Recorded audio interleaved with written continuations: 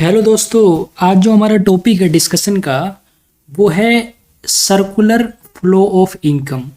और देखो, circular flow of income के अंदर जो स्पेशली मैं इस लेक्चर में आपको बताऊंगा लीकेज के बारे में कि लीकेज क्या होता है, कैसे लीकेज का इफेक्ट इकोनॉमी पे होता है, इंजेक्शन क्या होता है, कैसे इंजेक्शन का इफेक्ट एक इकोनॉमी पे होता है, दोनों का कंबाइन इफेक्ट इकोनॉमी पे क्या होता है, और ये लीकेज और जो इंजेक्शन है वो किसके थ्रू प्रोवाइड होता है। तो इंजेक्शन और लीकेज को एक्सप्लेन करने से पहले मैं आपको थोड़ा बेसिक आइडिया दे दूं कि सर्कुलर फ्लो ऑफ इनकम के बारे में।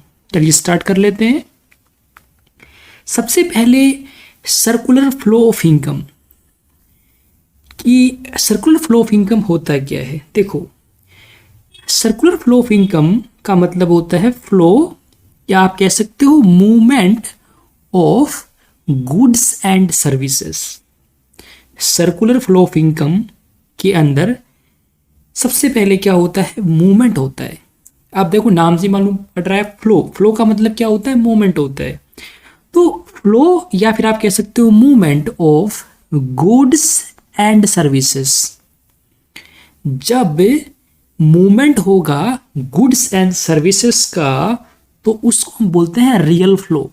और जब मूवमेंट होगा फैक्टर इनकम का तो उसको हम बोलते हैं मनी फ्लो या मॉनेटरी फ्लो भी उसको बोला जाता है।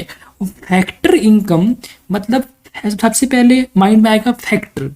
तो फैक्टर आपको पता है land, labour, capital and entrepreneurship. तो लैंड क्या मांगेगा, रेंट मांगेगा, लेबर क्या मांगेगा, वेजेस, और कैपिटल क्या मांगेगा, इंटरेस्ट। और जो एंटरप्रेन्योर्स है वो जो अपनी स्किल्स प्रोवाइड करता है वो बदले में क्या मांगता है, प्रॉफिट। तो जब फैक्टर इनकम का मूवमेंट होगा उसको मनी फ्लो बोलते हैं, मॉनेटरी फ्लो बोलते हैं। और जब गुड्स एंड सर्विसेज का फ्लो होगा उसको हम बोलते हैं रियल फ्लो। तो सर्कुलर फ्लो ऑफ इनकम में movement of goods and services and movement of factor income.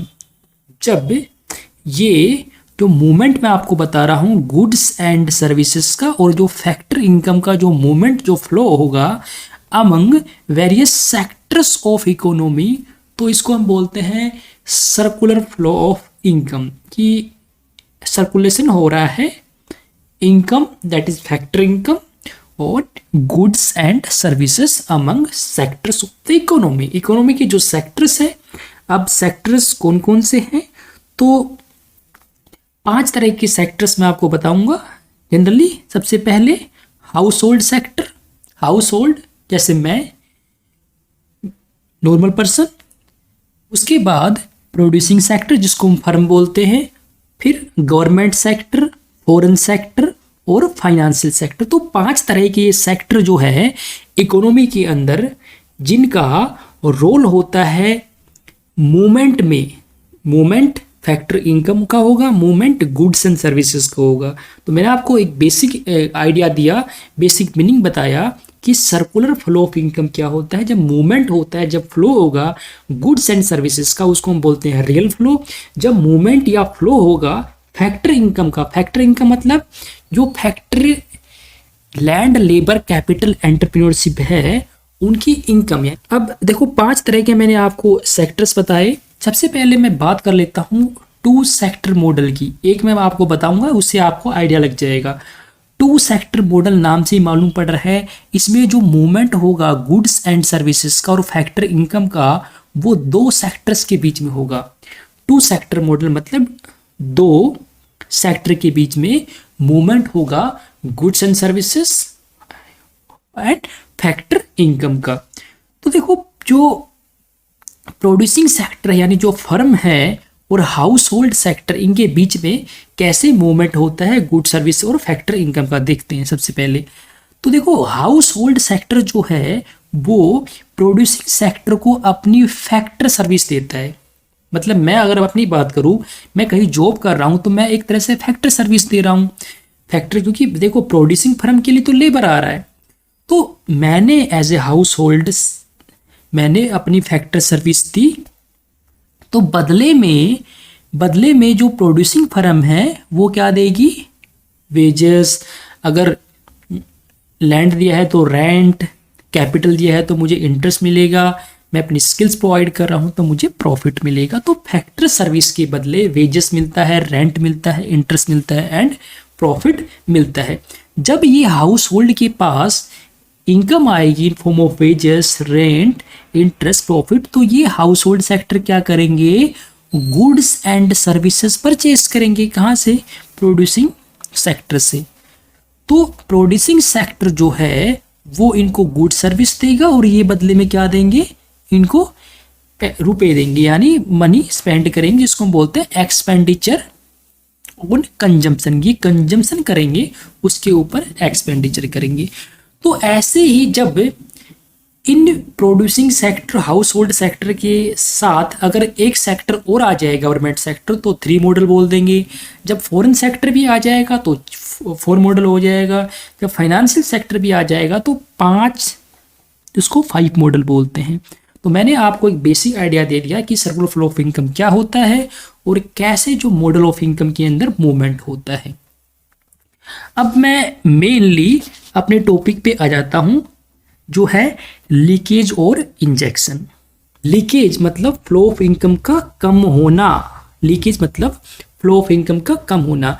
तो अब लीकेज जो है वो किस फॉर्म में हो सकता है, लीकेज जो है वो सेविंग फॉर्म में होगा, या फिर टैक्सेस के फॉर्म में होगा, या इंपोर्ट के फॉर्म में होगा। लीकेज का मतलब जो इनकम का फ्लो है वो कम हो जाएगा लीकेज के टाइम में। ऐसे ही अगर मैं बात करूं इंजेक्शन की, तो इंजेक्शन जब होगा सर्कुलर फ्लो ऑफ इनकम के अंदर, तो फ्लो ऑफ इनकम जो है वो बढ़ जाएगा। तो मैंने आपको बताया लीकेज, देखो नाम से मालूम पड़ रहा है लीकेज, जैसे आपके पास कोई बोतल है, उस बोतल पानी की भरी हुई है, उसमें अगर मैं मामूली सा छेद कर दोगे आप, तो वहां से लीकेज होना स्टार्ट हो जाएगा। ऐसे ही इकोनॉमी के अंदर जो सर्कुलर फ्लो ऑफ इनकम होता है, उसमें से अगर लीकेज हो जाए, मतलब अगर विड्रॉ हो जाए, तो जो लोग हैं, जो हाउस होल्ड सेक्टर है, उनके पास जो करंट इनकम है वो कम हो जाएगी, और जब इनकम कम होगी तो मनी स्पेंड कम कर पाएंगे इकोनॉमी के अंदर। तो इस तरह से एक तरह से फ्लो ऑफ इनकम कम हो जाएगा, इकोनॉमी के अंदर मनी स्पेंड कम होगी। तो लीकेज जब होगा तो फ्लो ऑफ इनकम कम हो जाता है। लीकेज 3 फॉर्म में होगा, सेविंग, टैक्सेस, इंपोर्ट।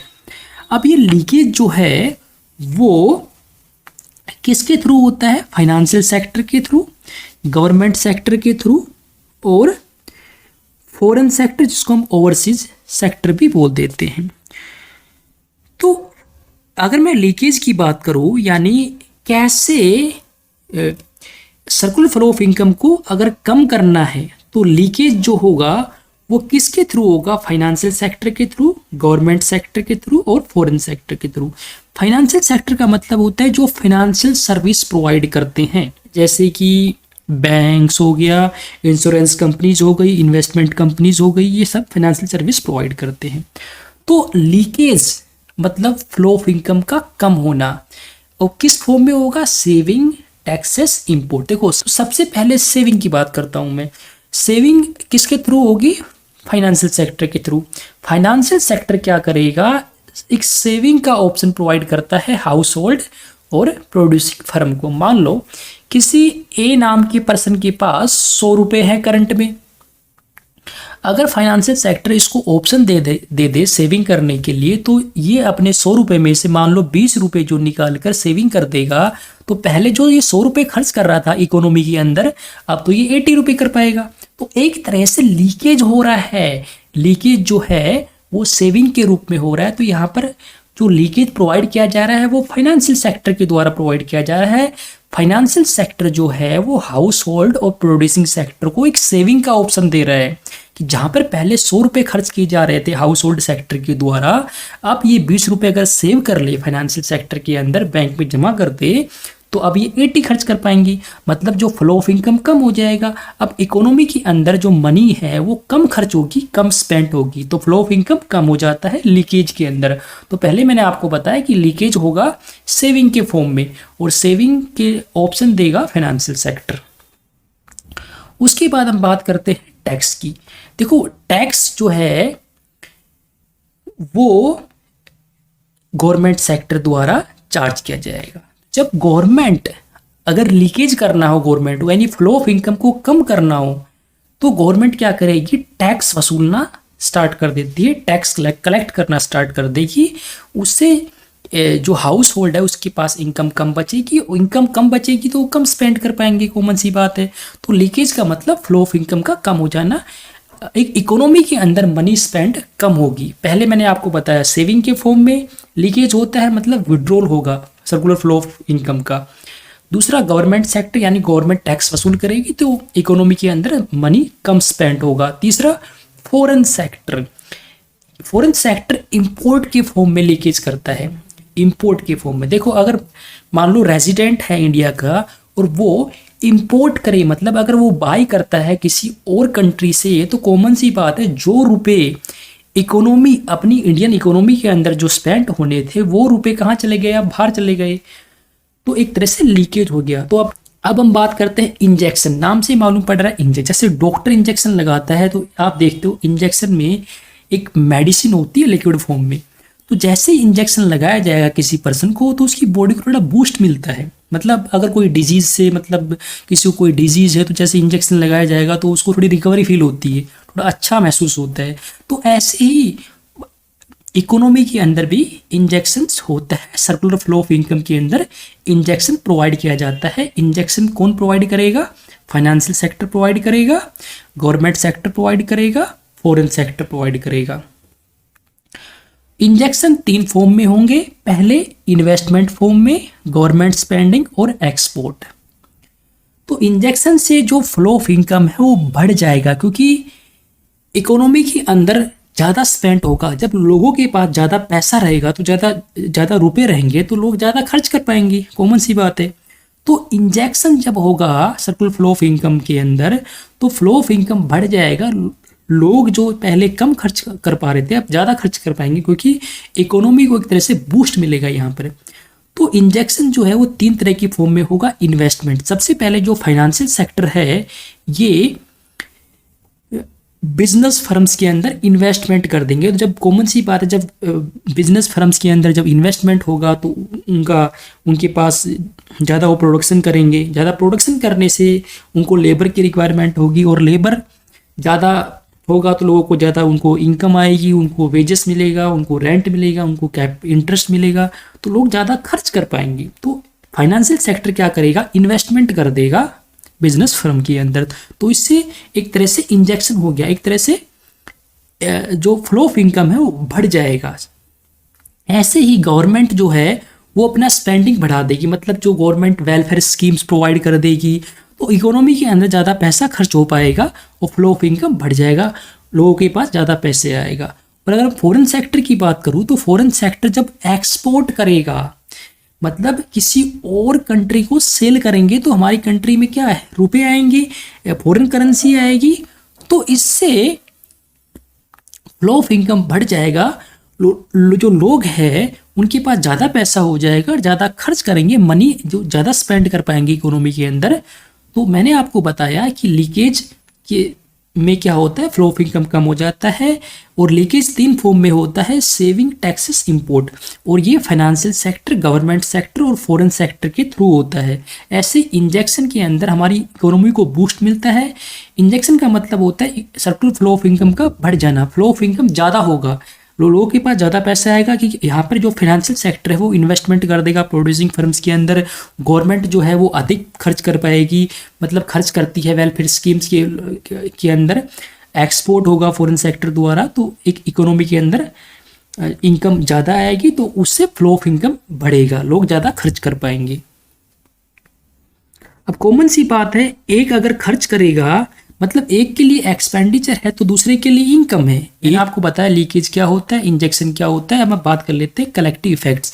इन दोनों का इकोनॉमी के ऊपर क्या इफेक्ट होता है, क्या प्रभाव होता है। तो मैंने आपको बताया जो लीकेज है वो 3 फॉर्म में हो सकता है, या तो सेविंग हो जाएगा, या गवर्नमेंट टैक्स चार्ज करने लग जाएगी, फिर इंपोर्ट कर लिया जाएगा। तो लीकेज 3 फॉर्म में होता है, सेविंग, टैक्सेस, इंपोर्ट। ऐसे ही इंजेक्शन जो है वो इन्वेस्टमेंट फॉर्म में, या गवर्नमेंट स्पेंड करेगी, या फिर एक्सपोर्ट।